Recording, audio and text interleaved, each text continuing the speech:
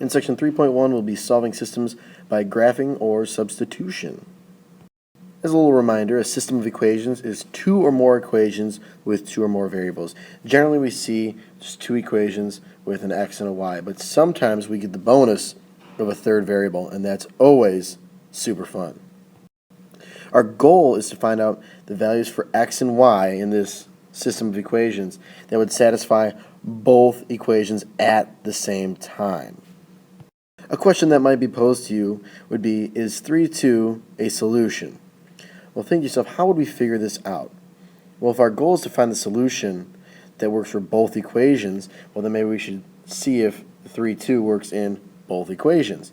Well, if I plug it into the first one, I have 3 plus 2 equals 5. Is that true? Yes, it is. So, first one's good. Let's try it for the next one. If I plug 3 in here, minus 5 times 2 equals negative 7. Let's see here. I have 3 minus 10. Does that equal negative 7?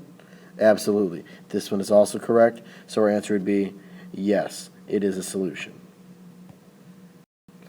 With systems of equations, we have three types of solutions. Now, when we're dealing with just two variables, you need to remember that these equations are all graphs of lines.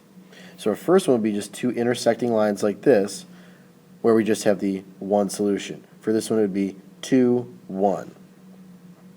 Here, I have two lines that are parallel, if you remember. Right? They never intersect, so I wouldn't have any solutions. And here I basically have the same line on top of the same line. Therefore, I have an infinite number of solutions.